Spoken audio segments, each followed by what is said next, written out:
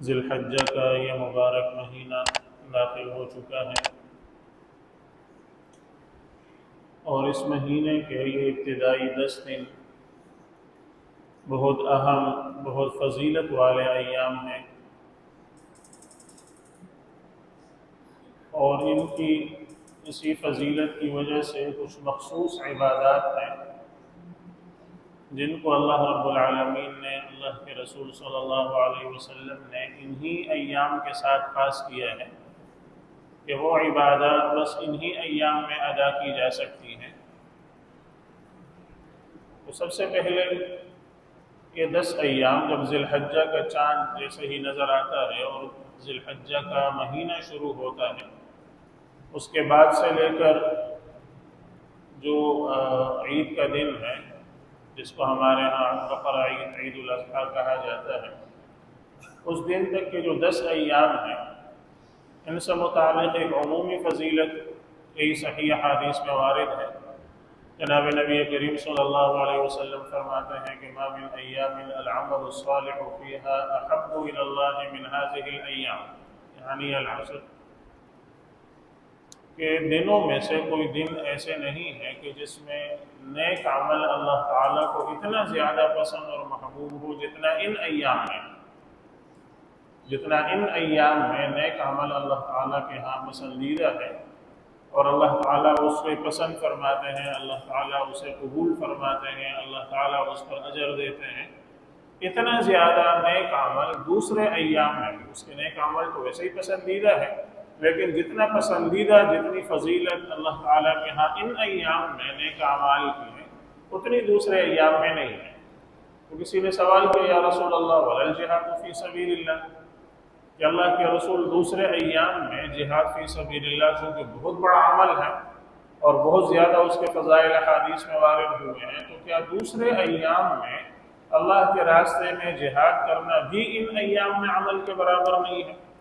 تو آپ نے فرمایا وَلَا الْجِهَادُ فِي سَبِيلِ اللَّهِ، ہاں جہاد فی سبیل اللہ بھی دوسرے ایام کا ان ایام کے عمل کے برابر نہیں ہے، ہاں سوائے اس شخص کے إِلَّا رَجُلٌ خَرَجَ بِنَفْسِهِ وَمَالِهِ وَلَمْ يَرْجِعْ بِشَيْءٍ، ایسا آدمی کہ جو اپنے جان مال کو لے کر اللہ کے راستے میں نکلا، اس کا مال بھی اللہ کے لیے قربان ہو گیا، اس کی جان بھی قربان ہو گئی، وہ شہید ہو گیا، کچھ بھی لے کر واپس نہیں ہوگا، تو ایسے آدمی کے مرتبے تک تو ظاہر ہے کوئی دوسرا نہیں پہنچ سکتا۔ ہاں اس کے علاوہ صرف مجرد جہاد اگر کسی نے کیا ہے ان دوسرے ایام میں، تو ان ایام کے عمل کے برابر وہ نہیں ہو سکتا۔ تو ان ایام میں مطلقاً کوئی بھی نیک عمل جو ہے اللہ تعالیٰ کے ہاں بہت زیادہ پسندیدہ ہے، اس لیے ان ایام میں نیک عمل کی کوشش زیادہ کرنی چاہیے، وہ چاہے صدقات کی صورت میں ہو، نوافل کی صورت میں ہو، تلاوت قرآن کریم کی صورت میں ہو، ذکر و اذکار کی صورت میں ہو۔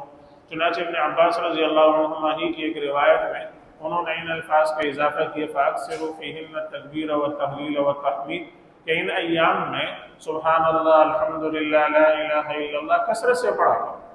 زیادہ پڑھا کرو، کہ اس میں ان میں اللہ تعالیٰ کو بہت زیادہ پسند ہے۔ اسی طرح تکبیرات تشریق کا حکم تو آگے بیان ہو رہا ہے، لیکن مطلقاً ان ایام میں اس کو زیادہ پڑھنا چاہیے، اللہ اکبر، اللہ اکبر، لا الہ الا اللہ، اللہ اکبر، اللہ اکبر وللہ الحمد۔ تو یہ تکبیرات تشریق ان ایام میں، ان 10 ایام میں ان کو زیادہ پڑھتے رہنا چاہیے، اس کی کوشش کرتے رہنا چاہیے۔ اسی طرح سنن ابن ماجہ کی ایک حدیث ہے جو ضعیف ہے لیکن فضیلت کے باب میں اس پر عمل کیا جا سکتا ہے، اس میں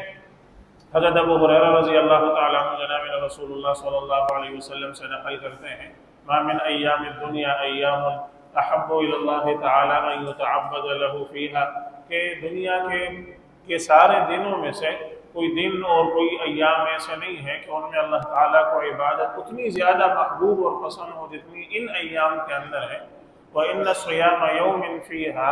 أَلَيَعْدِلُ صِيَامُ سَنَةٍ وَلَيْلَةً بِلَيْلَةِ الْقَدْرِ، ان ایام کے اندر ایک دن کا روزہ اللہ تعالیٰ کے ہاں ایک سال کے روزوں کے برابر ہے، اور ایک رات کی عبادت اللہ کے ہاں لیلۃ القدر کی عبادت کے برابر ہے۔ ان ایام میں، 10 ایام میں، 10ویں دن کا تو ظاہر روزہ نہیں ہوتا، اس کے علاوہ باقی جو ایام ہیں 9 ایام میں، تو ان میں 9 ایام میں جو ہے وہ ایک دن کا روزہ اللہ کے ہاں 1 سال کے روزوں کے برابر، اور ایک رات کی عبادت اللہ کے ہاں لیلۃ القدر کی عبادت کے برابر ہے، یعنی اتنا اللہ تعالیٰ اسے قبول فرماتے ہیں اور پسند فرماتے ہیں۔ تو یہ حدیث جیسے میں نے عرض کیا اگرچہ ضعیف حدیث ہے، تاہم فضیلت کے باب میں اس پر عمل کرنے میں کوئی حرج نہیں ہے، خصوصاً جبکہ دوسری صحیح احادیث سے یہ بات ثابت ہو گئی کہ ان ایام میں اللہ تعالیٰ کو کوئی بھی نیک عمل زیادہ پسند ہے۔ تو اس لیے روزہ جو ایک نیک عمل ہے، یا رات کو جو ہے عبادت کرنا جو نیک عمل ہے، تو ان ایام میں اللہ تعالیٰ کے ہاں ظاہر ہے اس کی فضیلت دوسرے ایام سے زیادہ ہوگی، اور دوسرے ایام کے مقابلے میں اللہ تعالیٰ کے ہاں زیادہ مقبول عبادت ہوگی۔ تو ایک تو مطلقاً ان ایام کے اندر کوئی بھی نیک عمل اللہ تعالیٰ کو زیادہ پسند ہے۔ پھر کچھ خصوصی احکام اور خصوصی عبادات ایسی ہیں کہ ان ایام کے ساتھ اللہ تعالیٰ نے ان کو خاص کیا ہے اور انہی میں وہ ادا کی جاتی ہے۔ ان میں سب سے بڑی، سب سے اہم ترین عبادت حج کی ہے، آپ کو معلوم ہے وہ انہی ایام کے اندر اسی مہینے کے اندر اس کو ادا کیا جاتا ہے، اور وہ اسلام کے ارکان میں سے 5 اور اہم ترین رکن ہے۔ وَلِلَّهِ عَلَى النَّاسِ حِجُّ الْبَيْتِ مَنِ اسْتَطَاعَ إِلَيْهِ سَبِيلًا، جو حج کرنے کی استطاعت رکھتا ہے اللہ تعالیٰ نے اس پر فرض کر دیا ہے، اور جو آدمی حج کر کے لوٹتا ہے تو وہ اپنے گناہوں سے ایسے پاک ہو کر نکلتا ہے جیسے کہ اس کی ماں نے ابھی اس کو جنا، جیسے ابھی اس کو جنم دے دیا، گناہوں سے پاک صاف بالکل، ویسے وہ گناہوں سے پاک صاف ہو کر لوٹتا ہے۔ تو سب سے بڑی اور اہم ترین عبادت ان ایام کے ساتھ جو مخصوص ہے، جو انہی میں ادا کی جا سکتی ہے اور ایام میں نہیں، وہ حج کی عبادت ہے۔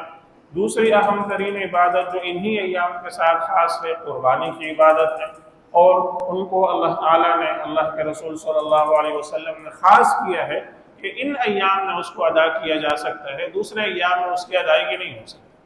اور قربانی کی عبادت کتنی بڑی عبادت ہے، یہ حدیث بار بار میں پہلے بھی سنا چکا ہوں۔ آپ صلی اللہ علیہ وسلم سے پوچھیں گے یا رسول اللہ ما هذه الاضاحی، اے اللہ کے رسول یہ قربانی کی حقیقت کیا ہے؟ آپ نے فرمایا سنت ابیکم ابراہیم، تمہارے جد امجد حضرت ابراہیم علیہ السلام کی سنت ہے۔ انہوں نے عرض کیا، پوچھا یا رسول اللہ وما لنا فیہا،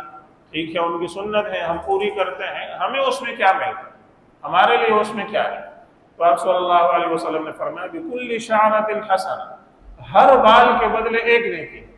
جانور کے جسم پر جتنے بال ہیں، ہر بال کے بدلے ایک نیکی ہے۔ اب آپ گننے شروع کریں، آپ گن سکتے ہیں؟ نہیں گن سکتے، تو اتنی نیکیاں۔ تو اب ان کے ذہن میں سوال پیدا ہوا کہ کوئی بیل ہے یا کوئی اونٹ ہے اس کے جسم پر، تو چلو بالوں کی مقدار شاید اتنی زیادہ نہ ہو، لیکن ایک بھیڑ دمبا تو بالوں سے اتنا بھرا ہوا ہے اور اتنے زیادہ بال اس کے جسم پر ہیں۔ تو انہوں نے کہا یا رسول اللہ صوف، اللہ کے رسول اون کا کیا ہوگا؟ تو آپ نے فرمایا بِكُلِّ شَعْرَةٍ مِّنَ الصُّوفِ حَسَنَةٍ، اون کے بھی ہر بال کے بدلے ایک نیکی۔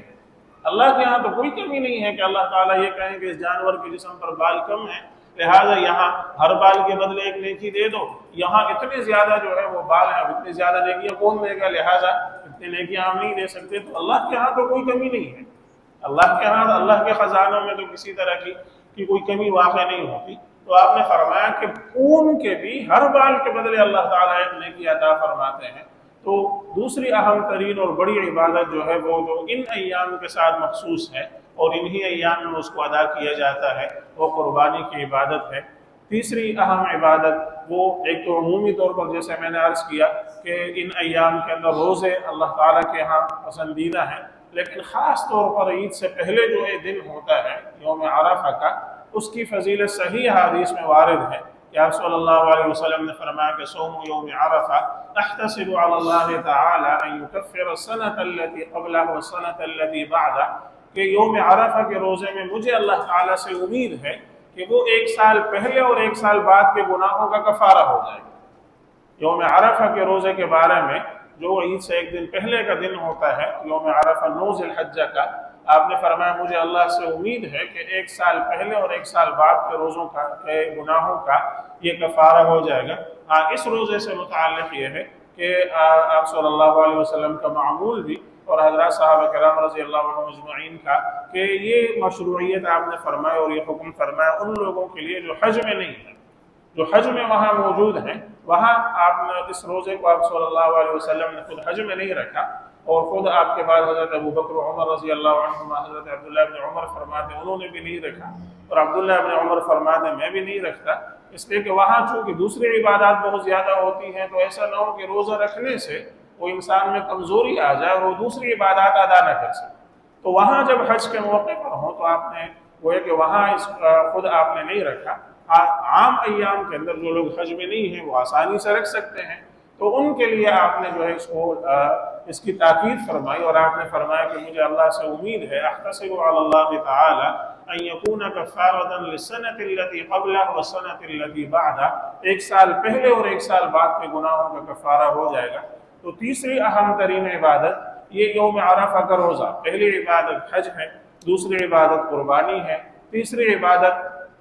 یوم عرفہ کا روزہ ہے، چوتھی عبادت جو ہے ایک تو عمومی طور پر جیسے میں نے عرض کیا کہ ان ایام ذکر کی تاکید فرمائی، حضرت عبداللہ بن عباس رضی اللہ عنہما نے آپ صلی اللہ علیہ وسلم سے نقل کیا کہ ان ایام میں کثرت سے سبحان اللہ، الحمدللہ، اللہ اکبر یہ پڑھا کرو، اور قرآن کریم میں اللہ تعالیٰ نے اس کی تاکید فرمائی وَاذْكُرُوا اللَّهَ فِي أَيَّامٍ مَّعْدُودَاتٍ۔ مفسرین فرماتے ہیں ان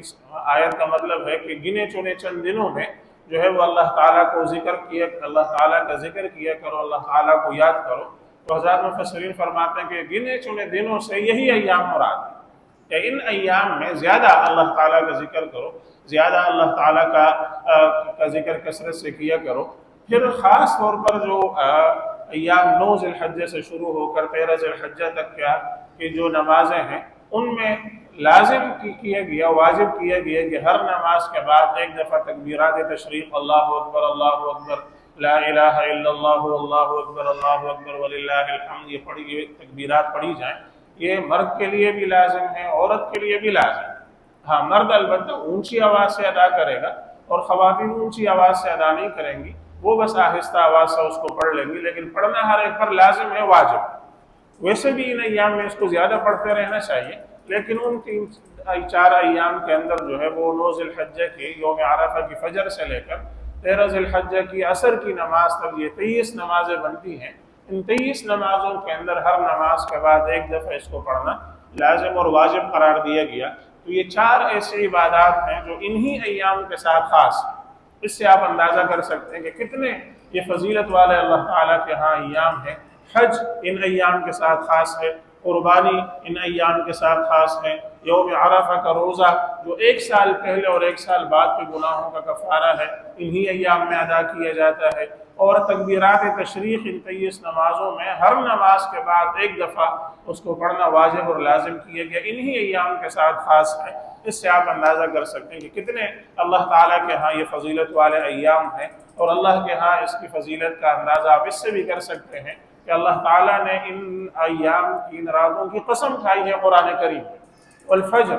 ولیال عشر، فجر کی قسم اور 10 راتوں کی قسم، اور 10 راتوں سے مراد یہ 10 راتیں ہیں اکثر مفسرین کے قول کے مطابق یہی وہ 10 راتیں ہیں ذی الحجہ کی جن کی اللہ تعالیٰ قسم کھا رہے ہیں، اور جس چیز کی اللہ تعالیٰ قسم کھاتے ہیں تو اس سے اس کی اہمیت کی طرف اشارہ کرنا مقصود ہوتا ہے کہ یہ چیز اللہ تعالیٰ کے ہاں بہت اہم ہے، اللہ تعالیٰ کے ہاں اس کی بڑی اہمیت ہے، اللہ تعالیٰ کے ہاں اس کی بڑی مقبولیت ہے۔ تو اللہ تعالیٰ کے ہاں ان ایام کی مقبولیت اور فضیلت کا آپ اس سے اندازہ کر سکتے ہیں۔ تو اس لیے کچھ دن تو گزر گئے، کچھ دن جو باقی ہیں اس کو کوشش کر کے ہم اس کو کام میں لائیں، اس سے جو ہے وہ فائدہ اٹھائیں، اور ان ایام کے اندر اپنی عبادت کو تھوڑا سا بڑھا دیں۔ کوئی مخصوص عبادت بے شک نہیں ہے، آپ سہولت سے ہو سکتا ہے چلتے پھرتے ذکر کر لیں، سہولت سے ہو سکتا ہے آتے جاتے اٹھتے بیٹھتے تکبیرات تشریف پڑھ لیں، اللہ اکبر لا الہ الا اللہ اللہ اکبر وللہ الحمد، آسانی سے ہو سکتا ہے تلاوت کر لیں، آسانی سے ہو سکتا ہے کچھ صدقہ کر لیں، آسانی سے جو آپ سے ممکن ہو سکتا ہے نوافل پڑھ لیں۔ تو اپنی عبادت ان ایام کے اندر، جیسا کہ صحیح حدیث میں آپ صلی اللہ علیہ وسلم نے فرمایا، میں نے آپ کے سامنے حدیث ذکر کی کہ آپ نے فرمایا ما من ایام العمل الصالح فیہا احب الی اللہ من هذه الایام، کہ دنیا کے باقی ایام کے مقابلے میں ان ایام میں اللہ تعالیٰ کو عبادت بہت زیادہ پسند ہے، بہت زیادہ اللہ تعالیٰ کے ہاں اس کی فضیلت ہے، مقبولیت ہے۔ اور پھر آپ سے پوچھا کہ یا رسول اللہ ولل جہاد فی سبیل اللہ، دوسرے ایام میں جہاد فی سبیل اللہ بھی ان ایام کے عمل کے برابر نہیں ہے، تو آپ نے فرمایا ولل جہاد فی سبیل اللہ، ہاں جہاد فی سبیل اللہ بھی ان ایام کے عمل کے برابر نہیں ہے، سوائے اس آدمی کے جو اپنے جان و مال کو لے کر نکلا اور وہ دونوں اس نے قربان کر دی، جان بھی اللہ کے لیے قربان کر دی، شہید ہو گیا، مال بھی اللہ کے لیے قربان کر دیا، کچھ بھی لے کر واپس نہیں لوٹا، وہ البتہ بہت اونچے مرتبے پر ہے، اس تک پہنچنا مشکل ہے کسی اور شخص کا، لیکن اس کے علاوہ ان ایام کے عمل کے برابر کسی اور کی عبادت نہیں ہے۔ تو ان چند ایام کو ہم کام میں لا کر، قیمتی بنا کر اس سے فائدہ اٹھا لیں۔ اللہ تعالی ہم سب کو ان مبارک ایام سے فائدہ اٹھانے کی توفیق عطا فرمائے، ان مبارک ایام کو کام میں لانے کی، آخرت کا ذخیرہ بنانے کی اللہ تعالی ہم سب کو توفیق عطا فرمائے۔ وآخر دعوانا الحمدللہ رب العالمین۔ اذان ہوگی اس کے بعد سنت ادا۔